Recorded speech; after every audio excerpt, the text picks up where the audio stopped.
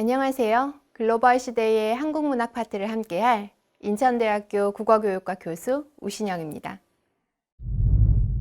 글로벌 시대의 한국문학 강의의 전체 흐름은 다음과 같습니다. 먼저 글로벌 시대의 한국문학 강의는 크게 한국문학을 대표할 수 있는 4개의 키워드로 나누어집니다. 권선징악, 환상, 한, 분단과 치유가 그것입니다. 각 키워드는 다시 2개의 꼭지로 나누어져서 총 8개의 꼭지가 됩니다. 키워드 권선징악은 선하면 금은보화가, 악하면 하늘의 벌이 라는 2개의 꼭지로 나누어 공부하게 됩니다.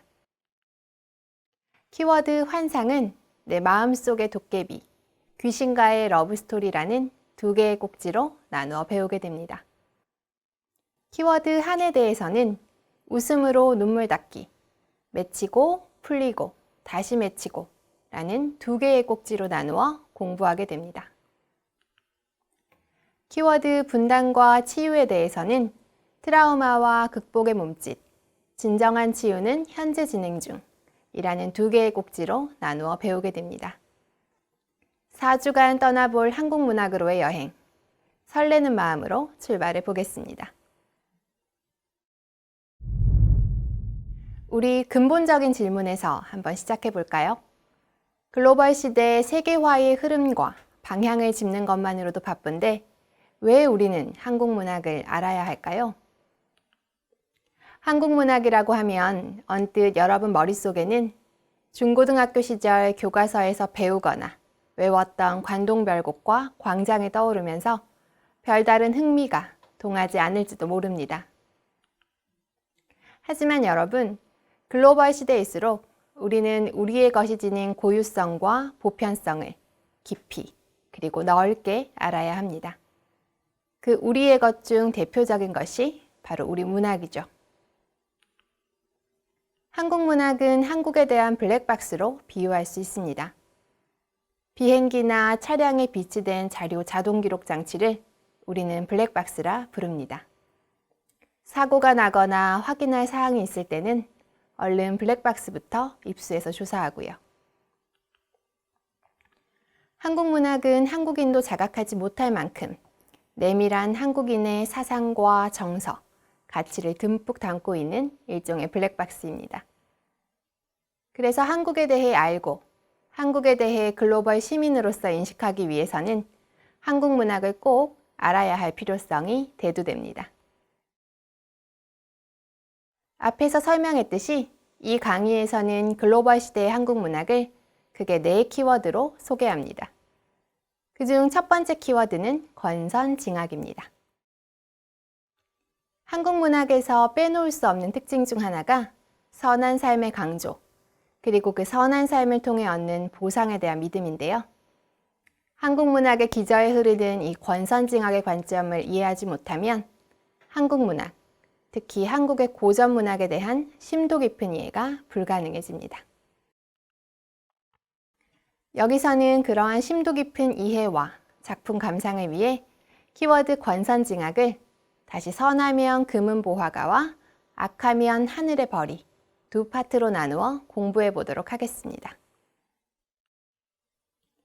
선하면 금은보화가 파트에서는 주로 서사무가 발휘되기와 고전소설 흥부전을 다루게 됩니다.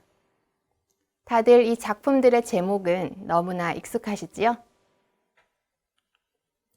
그만큼 한국인이라면 누구나 그 제목과 대강의 줄거리는 알게 마련인 그야말로 고전인데요.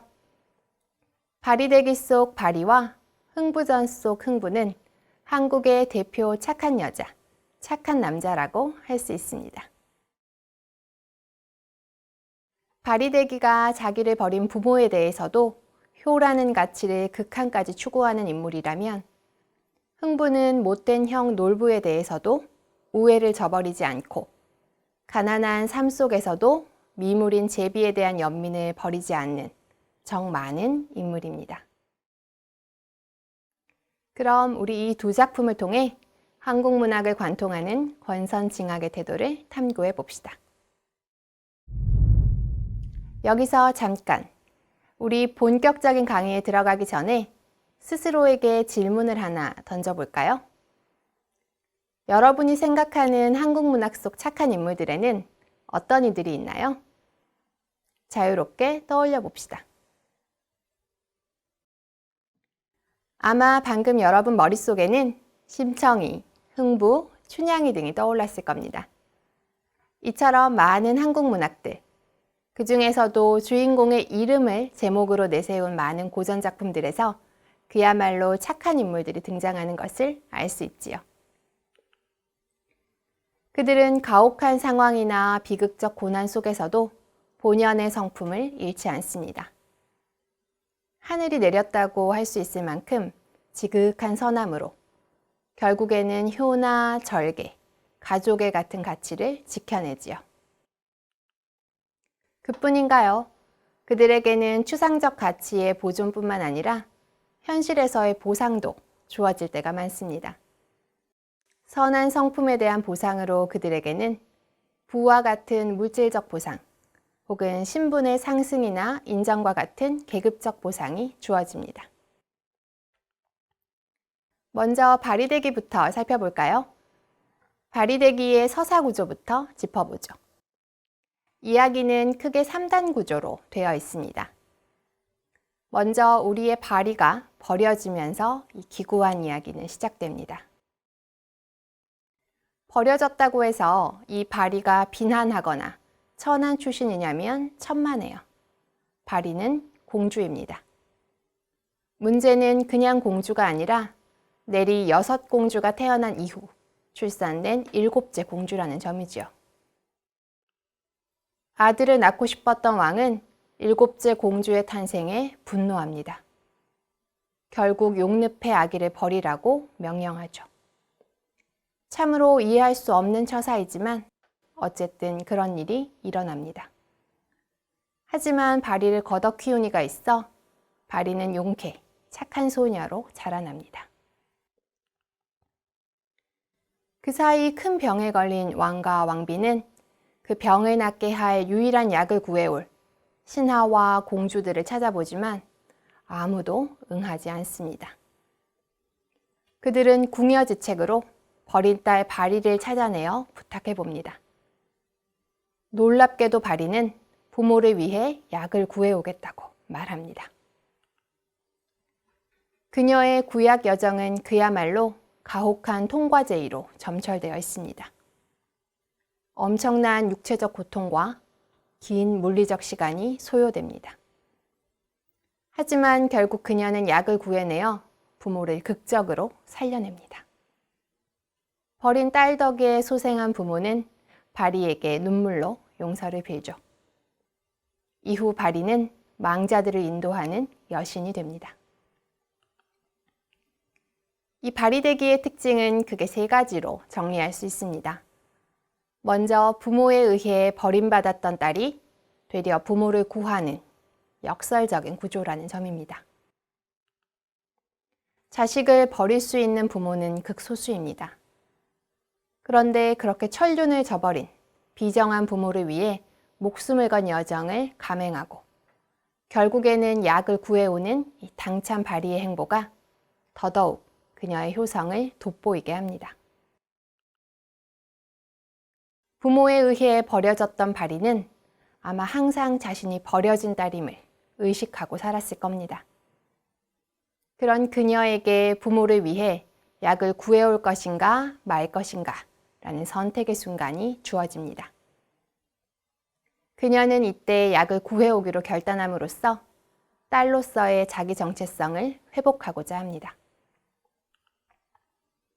효라는 가치에 투신함으로써 그녀는 그동안 되지 못했던 딸이 되고 구약 과정에서 혼인의 아들들을 출산함으로써 아내와 어머니가 됩니다. 나아가 가엾은 이들을 인도하는 여신으로 거듭나죠. 부모를 원망하지 않고 오히려 딸로서의 자기 책무를 무겁게 수행함으로써 자신의 정체성을 확고히 하는 바리의 모습은 버려진 딸에 대한 매우 한국적인 기대를 투영합니다. 그에 비해 오이디푸스는 어떠한가요? 여러분도 알다시피 오이디푸스는 그리스 신화에 나오는 테베의 왕입니다. 그는 태어나자마자 불길한 신탁을 두려워한 아버지에 의해 버려집니다. 하지만 거역할 수 없는 운명의 시나리오대로 자신도 모르게 아버지를 죽이고 어머니와 결혼하는 비극적인 운명을 겪죠. 이후 자신이 죽인 이가 아버지이고 자신의 아내가 어머니라는 기막힌 진실을 대면하게 됩니다. 결국 그는 스스로 눈을 찔러 장님이 되고 맙니다. 이처럼 오이디푸스는 신이 직조한 운명과 그에 대항하는 인간의 무력함을 보여줍니다. 한편 바리대기는 효라는 가치의 수행을 통한 딸로서의 정체성 획득을 보여줍니다. 버려진 왕자와 공주 이야기라는 공통점에도 불구하고 인물들의 행보와 이야기에 깃든 관념은 상이한 것이지요. 이처럼 바리대기에는 부모와 자녀, 효와 윤리에 대한 한국인들의 매우 한국적인 사상이 투영되어 있습니다. 자신을 버린 부모를 살리기 위해 죽음에 가까운 여정을 결심하면서 우리의 바리가 던진 대사가 있습니다. 국가의 은혜와 신세는 안 졌지만 어마마마 배 안에 10달 들어있던 공으로 소녀 가울이다. 바리는 딸을 버려놓고도 약을 구해오라고 부탁할 수밖에 없는 부모의 죄책감, 그 정곡을 찌릅니다. 자신은 버려진 딸이므로 이 국가와 부모에게 진 빚이 없다는 것입니다. 하지만 여기서 반전이 있습니다. 그녀는 진 빚은 없으나 어머니의 태 안에서 자신이 탄생했기 때문에 오직 그 때문에 약을 구해오겠다고 선언합니다. 아버지의 정기와 어머니의 피로 빚어진 생명이기 때문에 효를 수행할 수밖에 없다는 바리의 말은 효의 문화가 희박해진 오늘날 더욱 묵직하게 느껴집니다. 하지만 일부 연구자들은 이 바리의 선택을 부모의 죄책감을 가중시키기 위한 일종의 우회된 자살로 해석하기도 합니다. 그도 그럴듯한 것이 이후 바리가 겪어야 하는 긴 고난의 여정은 이미 충분히 예상 가능했던 것이기 때문입니다. 이는 거의 자살의 감행과 유사한 수준이었습니다. 그런데 그러한 살인적인 여정을 감내했다는 점에서 바리의 선택은 더더욱 놀랍습니다. 여기서 잠깐 두 번째 질문입니다. 여러분은 바리의 선택에 대해서 어떻게 생각하시나요? 자유롭게 생각들을 떠올려 봅시다. 아마 바리를 이해하지 못하는 분들도 계실 수 있고 바리의 선택이 옳았다고 보시는 분들도 있겠지요. 중요한 것은 최대한 바리의 마음 가까이 들어가서 그녀의 감정과 선택을 추체험해보려 노력하는 것입니다. 그러한 노력을 해보고 나서 바리대기를 다시 읽어본다면 감상의 깊이가 완전히 달라질 것입니다. 바리대기 속 바리라는 인물에 대해 활약, 가치, 선택이라는 핵심어로 다시 분석해 볼까요? 먼저 바리는 온갖 고난을 이겨내고 약을 구하는 대활약을 합니다. 종국에는 여신으로 거듭나 죽은 이를 저승으로 인도하는 신적 존재로 격상될 정도죠. 그렇다면 그녀가 추구한 가치는 무엇일까요? 바로 살아서는 효이고 죽어서는 망자에 대한 연민과 사랑이었겠죠. 이는 결국 바리가 자기 존재의 정당성을 효와 이타적 행위 그리고 헌신에서 찾았음을 의미합니다. 아시겠지만 바리대기 외에도 한국 문학 속에는 정말 많은 착한 아들, 딸들이 존재합니다. 효녀 지은설화가 대표적이지요. 지은은 신라 한기부 연권의 딸로서 어려서 아버지를 여의고 홀어머니를 모시며 32세가 되도록 출가하지 않고 효도를 다하였습니다. 하지만 끝내 살림에 쪼들려 스스로 남의 집 종이 되었습니다. 이를 알게 된 어머니는 딸과 함께 목 놓아 울었는데 이 광경을 본 화랑 효종랑은 그 효성에 감격하여 곡식 100섬과 옷가지를 보냈대요. 이 말을 전해 들은 효공왕도 곡식 500섬과 집을 하사하여 착한 모녀가 잘 살도록 해주었다는 이야기입니다. 여름에 홍시 구한 효자 이야기는 또 어떻고요? 한국 민담에 아주 흔한 구하기 힘든 과일로 부모의 병을 낫게 하는 효자 이야기 중 하나죠. 병으로 오랫동안 누워있는 모친이 홍시를 찾습니다. 때는 6월 여름이어서 아들이 아무리 찾아도 홍시를 구할 수는 없었습니다. 깊은 밤 장에 다녀오는 길에 호랑이가 나타나 아들에게 등에 타라고 했습니다. 아들이 호랑이를 타고 어느 집으로 가니 마침 제삿날이었습니다. 아들은 제사상에 올랐던 홍시를 얻을 수 있었죠. 아들이 호랑이를 타고 집으로 돌아와 홍시를 어머님께 드렸더니 어머님께서 맛나게 드시고 병이 나으셨다. 이런 이야기입니다. 여러분이 잘 아시는 심청이 이야기도 이런 효자 효녀의 대표격이죠. 여기서 세 번째 질문입니다. 우리는 방금 한국 문학에 가득한 착하고 효성스러운 인물들을 보았습니다.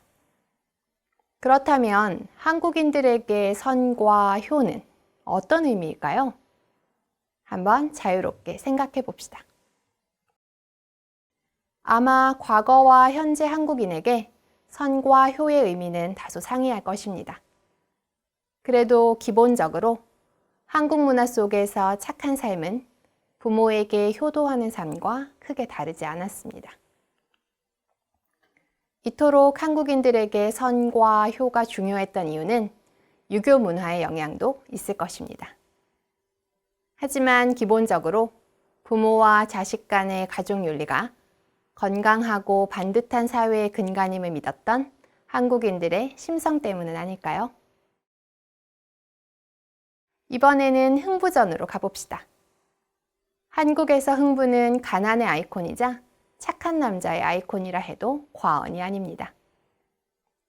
극한의 가난으로 상당히 고생을 하긴 하지만 그래도 일관되게 착하게 산 결과 종국에는 부와 행복을 얻어냅니다. 흥부전의 인기 비결은 크게 세 가지 정도로 추려볼 수 있습니다. 먼저 효와 우애라는 한국인들이 사랑에 맞지 않는 가족적 가치를 다루고 있기 때문입니다. 두 번째, 선과 악의 대결이 매우 선명하고도 흥미롭습니다. 엄청 나쁜 형과 엄청 착한 동생의 조합이라니 이미 얼마나 흥미로운 서사를 예고하는 설정인가요? 예나 지금이나 선명한 선악구도는 인기의 보증수표라 할 수 있습니다. 세 번째, 착한 이가 복을 받고 악한 이는 징벌된 후 개과천선한다는 서사구조도 호쾌하기 짝이 없습니다. 기세 등등했던 악인 놀부가 혼쭐이 난 후 동생에게 순한 양처럼 잘못을 빈다니 독자들도 얼마나 고소하고 신이 났겠어요? 저는 그래서 흥부전의 흥부야말로 한국 훈남의 대표라고 생각합니다. 흥부의 매력 포인트도 다양한데요. 먼저 그에게는 기본적인 착한 심성이 있습니다. 재산을 독차지하고 동생에게 야박하게 구는 형과도 다투지 않고 그저 조용히 피해를 감수합니다. 현대적 관점에서 보면 속이 터질 만큼 답답하지만 어쨌든 흥부는 그러한 삶의 기조를 꿋꿋이 유지합니다. 나아가 그는 다리를 다친 제비를 발견하는 관찰의 능력, 그리고 제비의 다리를 정성껏 고쳐주는 연민의 능력을 가지고 있습니다. 미물이라고도 할 수 있는 제비를 치료해주는 그의 모습 속에서는 가난 속에서도 훼손되지 않는 빛나는 인간성이 발견됩니다. 또한 그에게는 부자가 되어도 변치 않는 심성과 형을 용서할 수 있는 도량이 있습니다. 이쯤 되면 흥부가 훈남이라는 제 말, 과언이 아니겠죠? 이러한 흥부의 매력은 선한 이에게는 좋은 복이 온다는 한국적 믿음을 선명하게 보여줍니다. 그러다 보니 오랜 시간 흥부 캐릭터는 사랑받아 왔고 현대 문학 작품들에서도 재등장하면서 그 매력을 뽐내곤 합니다. 대표적인 것이 박재삼 시인의 시 흥부 부부상인데요. 일부만 읽어볼게요. 흥부 부부가 박덩이를 사이하고 가르기 전에 건넨 웃음살을 헤아려 보라. 금이 문제리 황금 벼이삭이 문제리. 웃음의 물살이 반짝이며 정갈하던 그것이 확실히 문제다. 정신적 행복을 추구하는 소박한 인간상을 제시함으로써 물질 문화에 물들어 각박한 삶을 살아가는 현대인들에게 삶의 진정한 행복이 순수한 사랑에 있다는 것을 일깨워주는 아름다운 시죠. 작가가 왜 새삼, 고전 속 흥부를 호출해내어 그러한 이야기를 했는지 그 까닭을 충분히 짐작하실 수 있겠지요. 여기서 네 번째 질문입니다. 오늘날에도 여전히 흥부는 선한 사람으로 평가받을 수 있을까요? 가끔은 자신의 욕망에 충실하고 부를 추구하는 놀부가 현대사회에 더 적합한 인간형이라는 해석도 등장합니다. 실제로 흥부보다는 놀부가 자신이 추구하는 인간상에 가깝다고 말하는 학생들도 있고요. 어떤 인물의 가치가 더 옳은가에 대한 하나의 완전한 잣대는 있을 수 없습니다. 다만 여러분이 추구하는 의미 있는 삶 속에서 어떤 가치를 우선 삼을 것인지 고민해 볼 수는 있겠지요. 그러한 질문을 가슴에 품은 채 구체적인 작품 속 대목으로 들어가 볼까요? 일부만 읽어보겠습니다.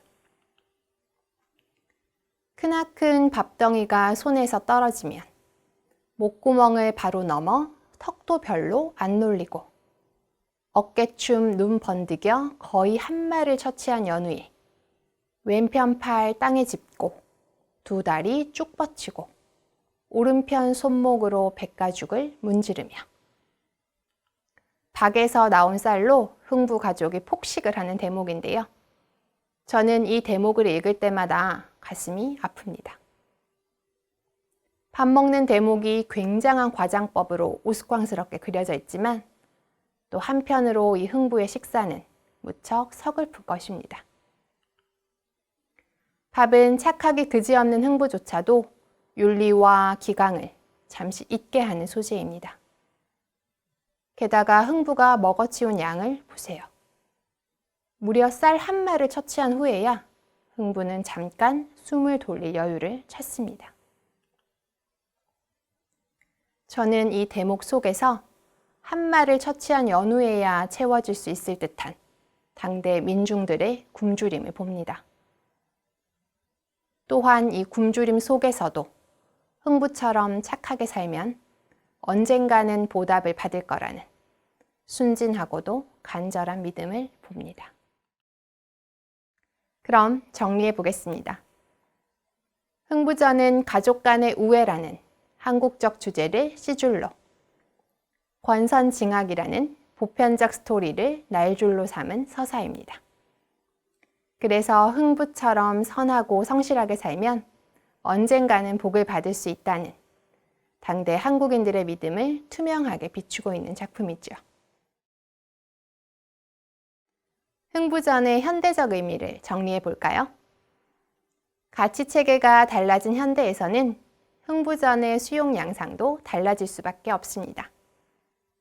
자본주의가 제1강령이 된 현대사회에서는 자신의 욕망에 충실하고 상당한 부를 축적한 놀부가 외려 매력적인 인물로 여겨질 수도 있죠. 그럼에도 불구하고 여전히 문학에서 그리고 드라마에서 권선징악형 서사들은 소멸되지 않습니다. 소멸되기는커녕 버전과 양상만 바꾸어가며 여전히 우리 곁에 존재하죠. 5번째 질문입니다. 왜 가치가 다변화된 현대사회에서도 여전히 사람들은 선한 이가 승리하고 악한 이가 패배하는 문학을 향유할까요? 우리는 현실에서 늘 선이 승리하지 못하고 자주 악이 승리하는 모습을 목도합니다. 그럼에도 불구하고 끝끝내 선이 승리하기를 희구하고 그 마음을 문학에 담아내죠. 어찌 보면 선이라는 가치에 대한 인간의 믿음, 소망, 추구가 지극함을 방증하는 듯 하기도 합니다. 오늘 배운 내용을 정리해 보겠습니다. 우리는 주로 발휘대기와 흥부전을 통해 한국인들이 추구했던 선하고 바른 삶과 효, 그리고 정의 가치를 만끽해 보았습니다. 다음 시간에는 문학 속의 대표 악인들을 콩쥐팥쥐와 옹고집전을 통해 살펴보고 이러한 악인들에 대해 어떤 문학적 심판이 가해졌는지 탐구해 보도록 하겠습니다. 오늘 강의는 여기까지입니다.